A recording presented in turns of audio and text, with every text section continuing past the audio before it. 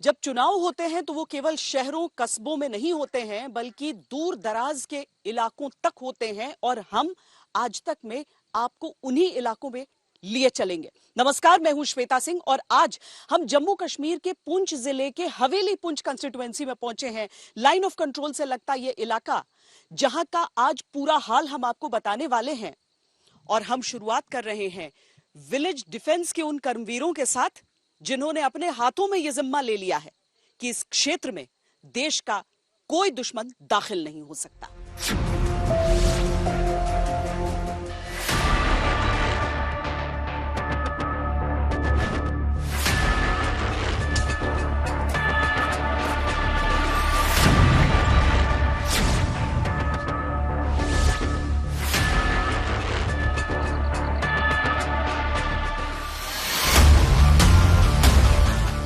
उस मुल्क की सरहद को कोई छू नहीं सकता जिस मुल्क की सरहद की निगहबान है आम नागरिकों की आंखें।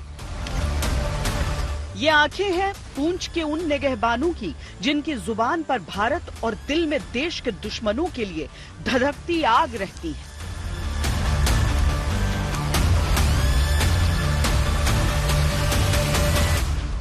कि गांव की हिफाजत करेंगे। फौज ने और पुलिस ने जो ये इनिशिएटिव लिया है कि लोगों को हर गांव के अंदर ये गन्ने दी हैं। ये हमारे पास पहले 303 थी, अभी हमारे को गवर्नमेंट ने बहुत अच्छी राइफल दी है SLR 7.2। इस राइफल से क्या कभी भी अगर कार करने में या फायरिंग करने में बहुत बढ़िया है। हम बिल्कुल और फौज और पुलिस के साथ हैं। बिल्कुल जो भी संदिग्ध हमें दिखता है या कोई ऐसा हमें खबर मिलती है हम बिल्कुल फौज को बताते हैं। ये तो ऐसा आतंकवादी जड़े हैं वो ऐसे नुकसान दे रहे हैं, इस वास्ते और देश की रक्षा करनी है। हम ये चाहते हैं कि अपने मुल्क की, अपने देश की, अपने गांव की, अपने लोगों की हम हिफाजत करें। पहले बीइंग इंडियन हम हर जगह पे लड़ने के लिए तैयार हैं। फौज के साथ बॉर्डर पे भी लड़ने के लिए तैयार हैं, कोई चक्कर नहीं है इसमें। विधानसभा क्षेत्र के हिसाब से देखें तो ये जाबाज हवेली पुंछ से लगी सरहद के बाशिंदे। आतंकवाद के खिलाफ लड़ाई में ये भारतीय सेना के ट्रेंड सिपाही हैं। न मजहबों का भेद, न जातियों की पहचान, सबके दिल में बस हिंदुस्तान। बेंच गांव के ये सभी जो लोग हैं वो सब VDC की ट्रेनिंग ले रहे हैं और अपने गांव की रक्षा के लिए तैयार हैं। एक एक करके मैं आप सबका नाम जानना चाहूँ। मैं संजीव शर्मा मेरा नाम है। साहिल बाली, नजीर हुसैन, मेरा नाम जुल्फकार अली है। सुशील कुमार। तो आप देखेंगे कि नामों के जरिए अगर आप किसी की पहचान करें, उससे परे इनकी पहचान एक हिंदुस्तानी की है।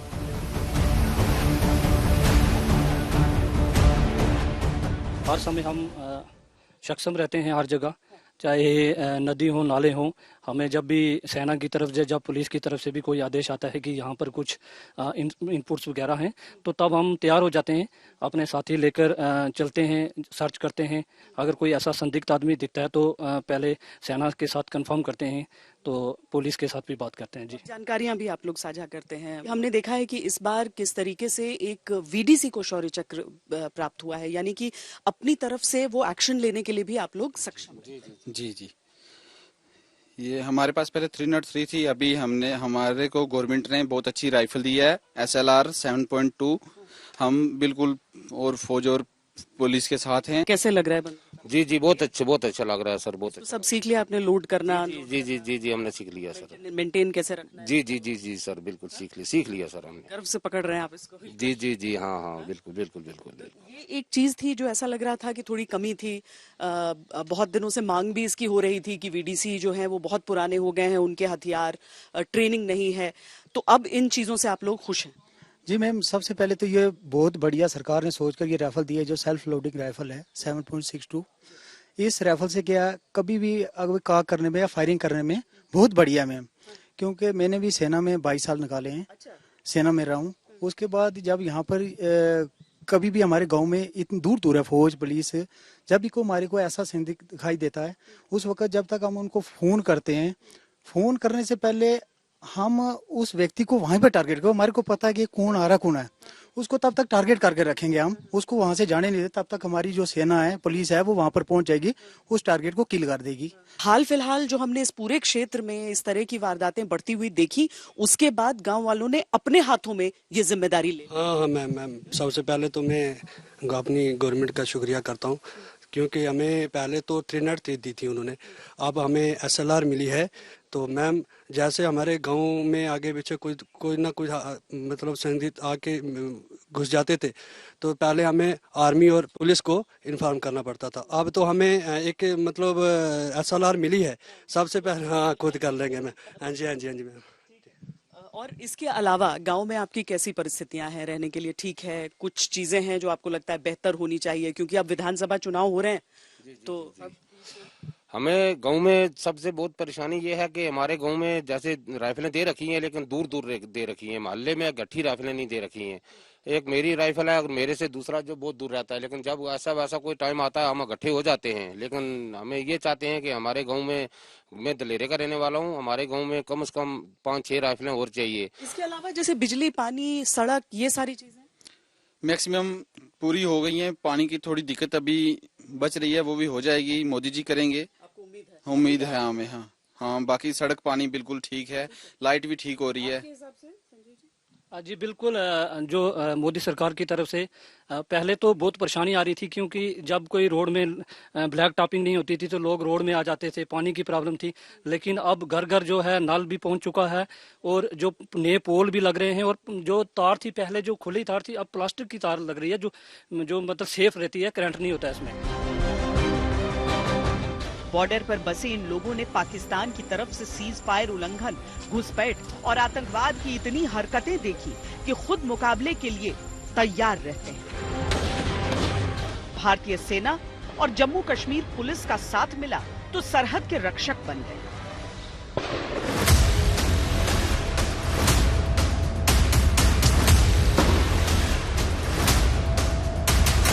ये VDC की ट्रेनिंग ले रही हैं आप? हाँ, VDC की ट्रेनिंग। क्या जरूरत महसूस हुई? बहुत अच्छा लग रहा है, बहुत अच्छा। सीख गई आप गोली चलाना? और मैं गांव खनेतर की लमरदार भी है, 4 पंचायतों की। अच्छा।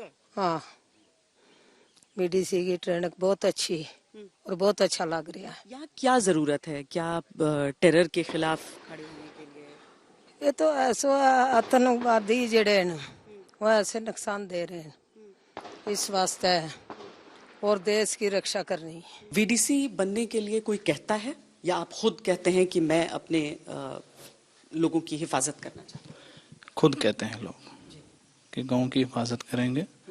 फौज ने और पुलिस ने जो ये इनिशिएटिव लिया है कि लोगों को हर गांव के अंदर ये गन्ने दी हैं, वो लोग तो कैसे, एक चीज बताइए कि कैसे ये प्रोसेस होता है कि आप खुद से गए थे कि मुझे VDC में शामिल होना है, या आप पहले से इसका हिस्सा थे, आपके हथियार बदले गए? नहीं, काफी लोग पहले से थे। तो हमने जो अभी नए हथियार लिए हैं, उन्होंने फौज ने और पुलिस ने मैसेज दिया था, तो गांव से काफी सारे लड़के जो हैं वो नए इसमें शामिल हुए हैं। मतलब अपनी मर्जी से सब? जी, अपनी मर्जी से, खतरों को देखते हुए भी? जी जी जी। हम ये चाहते हैं कि अपने मुल्क की, अपने देश की, अपने गांव की, अपने लोगों की हम हिफाजत करें, जिसके लिए जब हमें ये पता लगा कि हमें अपने मुल्क की हिफाजत करनी है, उसके लिए हमने ये कदम उठाया कि लगता है कभी डर की पहचान जाएंगे आतंकी तो टारगेट करेंगे कि अरे ये VDC का हिस्सा है? नहीं मैम, इसका कोई चक्कर नहीं है, डरने वाली कोई बात नहीं है, क्योंकि पहले बीइंग इंडियन हम हर जगह पे लड़ने के लिए तैयार हैं। फौज के साथ बॉर्डर पे भी लड़ने के तैयार हैं, कोई चक्कर नहीं है उसमें कोई इशू नहीं है। ये पहली बार है कि आपने बंदूक थामा? नहीं, मैं जब 14 ईयर का था तब से पहले वाली थी 303। ट्रेनिंग आपको है? जी जी बिल्कुल। और अब नए वेपन पे ट्रेनिंग? ये वेपन है, ये SLR है, जो सेल्फ लोडेड राइफल है। ये इससे थोड़ा सा ज्यादा मजबूती महसूस होती है। और क्या, बिना वर्दी के इन देशभक्तों के समूह का नाम है विलेज डिफेंस कमेटी। 1995 में गृह मंत्रालय ने विलेज डिफेंस कमेटियों का गठन किया था। इसका उद्देश्य था बॉर्डर से सटे इलाकों में लोगों को हथियार चलाने की ट्रेनिंग और हथियार देकर आतंकवादियों से गांव की रक्षा के लिए सक्षम बनाना। इस दौर में जम्मू कश्मीर में आतंकवाद चरम पर था। डोडा, उधमपुर, रियासी, राजौरी, पुंछ, कठुआ और सांबा सेक्टर में कमेटियां बनाई गईं। पिछले कुछ समय से वीडीसीज की मांग थी कि उन्हें पुराने हथियारों की जगह नए हथियार दिए जाएं और उन हथियारों में ट्रेनिंग दी जाए, जिस पर अब सरकार तेजी से अमल कर रही है।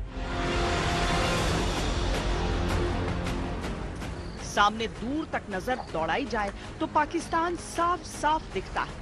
सलाम है इन वीरों के हौसलों को।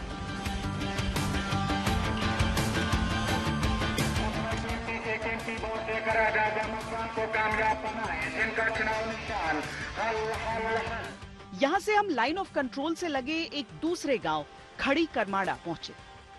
ये भी हवेली पुंछ विधानसभा क्षेत्र का ही हिस्सा है। हवेली पुंछ विधानसभा क्षेत्र में जो खड़ी करमाड़ा गांव पड़ता है, वहां पर हम आए हैं यहाँ, और ये लाइन ऑफ कंट्रोल की तारें बिल्कुल यहीं से गुजरती हैं।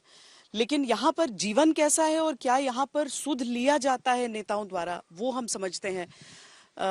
क्या आप लोगों की जो जरूरतें हैं उनका ख्याल रखा जाता है? अगर नहीं तो किन चीजों की आप लोगों को जरूरत है? यहाँ पे हमारा सबसे पहले आर्टिकल 370 जो हटाया गया, ये हम लोगों के जो सेंटिमेंट्स के हमारे आर्ट के बिल्कुल करीब था। ये हमारे लिए बहुत लगता है कि हमारी शनाख्त को मिटाने का काम किया गया है। इस रोड पे आप चल के आप गाड़ी लेके आए, इस रोड की कंडीशन देखें, 2.5 फुट के खड्डे पड़े। सबसे पहले तो ये देखो, इस रोड की कंडीशन देखो, और ये लोग जहाँ रह रहे हैं, ये बिल्कुल बॉर्डर एरिया में रह रहे हैं। हम यहाँ पे फेयर की रेंज में रहते हैं। जो ये बॉर्डर एरिया है, इस रेंज के अंदर हमारे कई लोग यहाँ के मारे जा चुके हैं। फायरिंग 21 से बंद है? हाँ, 2021 से बंद है, फिर भी बीच बीच में फायरिंग होती रहती है। सीज फायर टूटता है तो फायर होता है। हम लोगों को बहुत ज्यादा यहाँ पे खतरा बने क्या यहाँ? हाँ, बंकर भी हैं, तो वो ऐसी जगह पे हैं जो आप देख सकते हैं। यहाँ 1 किलोमीटर पे एक बंकर है, वो बिल्कुल 1 किलोमीटर पे? यहाँ 1 किलोमीटर भी नहीं, 500 मीटर पे ये जो दुकान है इनके साथ में आप बंकर को भी देख सकते हैं। वो बिल्कुल जमीन के बीच में पानी आ रहा है, उसका भी कोई इतना फायदा नहीं है। हवेली पुंछ से बीजेपी के उम्मीदवार चौधरी अब्दुल गनी हैं। पीडीपी ने शमीम अहमद को और नेशनल कॉन्फ्रेंस ने एजाज अहमद को उम्मीदवार बनाया। 25 सितंबर को दूसरे चरण में यहाँ वोटिंग होगी। 2014 के चुनावों में पीडीपी ने ये सीट जीती थी।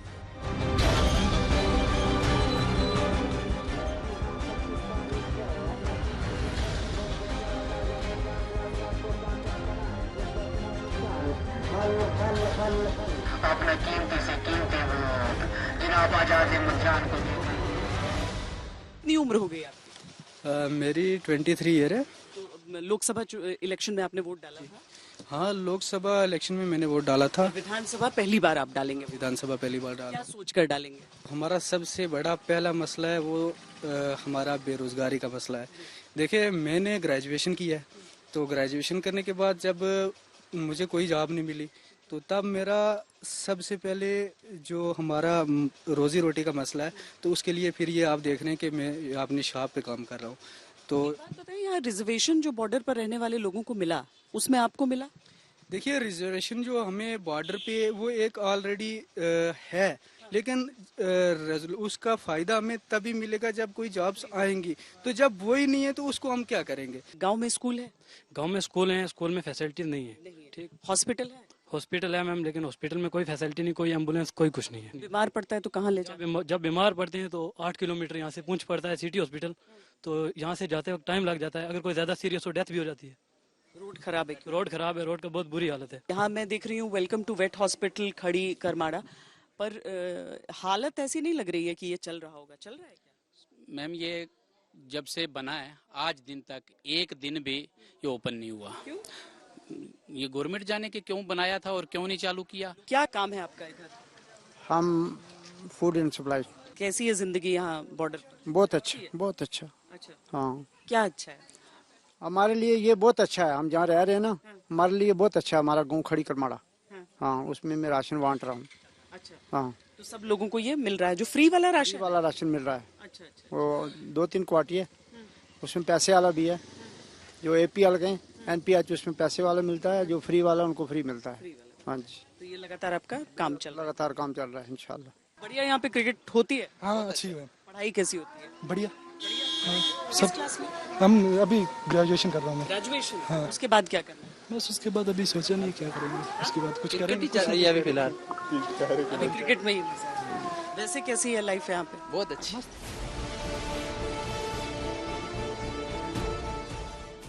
बॉर्डर की जिंदगी आसान नहीं होती और अगर पड़ोसी पाकिस्तान हो तो हर पल चुनौतियां दस्तक देती रहती हैं। लेकिन लोकतंत्र में लोगों का विश्वास सबसे बड़ी ताकत है। अभी के लिए इतना ही। जम्मू कश्मीर के पुंछ हवेली विधानसभा क्षेत्र से कैमरा पर्सन सैयद मोहसिन के साथ मुझे दीजिए इजाजत। देश और दुनिया की बाकी खबरों के लिए आप देखते रहिए आज तक।